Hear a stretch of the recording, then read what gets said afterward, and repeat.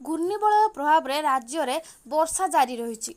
राज्यर अधिकांश स्थान में पाग मेघुआ सह किछि स्थान में तुहाको तुहा वर्षा होछि। आजिठारु वर्षार प्रकोप बढ़िबा नै मध्य आशंका करा जायछि, कारण वर्तमान सृष्टि होइतिबा घूर्णिबलय प्रभाव में एक लघुचाप सृष्टि हेबार संभावना रही।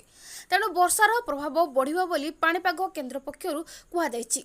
प्रबलरु अति प्रबल वर्षा नै सतर्क करिछि भारतीय पाणीपाग विभाग। मंगलवार सकाळे झारखंड उपरे एक घूर्णिबलय सृष्टि होइछि। अगस्ट 1 तारिख में यह लघुचाप परिणत हो 2 तारिख पर्यंत झारखंड उपरे एवं 3 तारिख मध्य प्रदेश उपरे मुहाइब।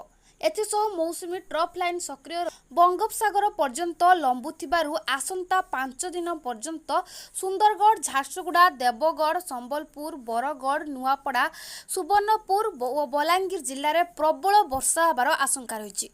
एथिसह बालेश्वर, मयूरभंज, भद्रक, केन्द्रापड़ा, जगतसिंहपुर, कटक, ढेंकानाल, खोर्धार मध्यम धरणर वर्षा लगी रहिबो। सुंदरगढ़ बलांगीर पर्यंत पश्चिम ओडिशा रे समुदाय वर्षा 100 रु 150 मिलीमीटर हेबाकू थिबा बेले संबलपुर रे सबुठारु अधिक वर्षा होइपारे। अगस्ट 1 रु 4 तारिख मध्य छत्तीसगढ़ रे प्रबल वर्षा होबार संभावना प्रोफेसर सुरेंद्रनाथ पशुपालक पूर्वानुमान करिसेंती। आसंता 5 दिन जाए सारा राज्य में वर्षार परिमाण बढ़िबा नै आंचलिक पाणीपाग विज्ञान केन्द्र मध्य आकलन करिछि।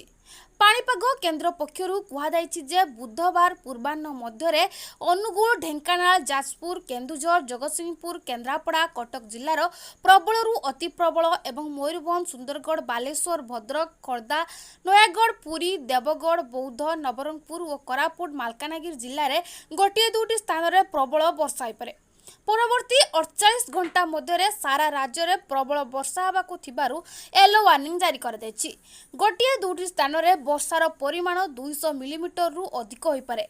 गतकाली सकाळ ठारू आज पूर्वाह्न मध्य मयूरभंज जिला रासगोविंदपुर रे सर्वाधिक 128 मिलीमीटर वर्षा होइछि।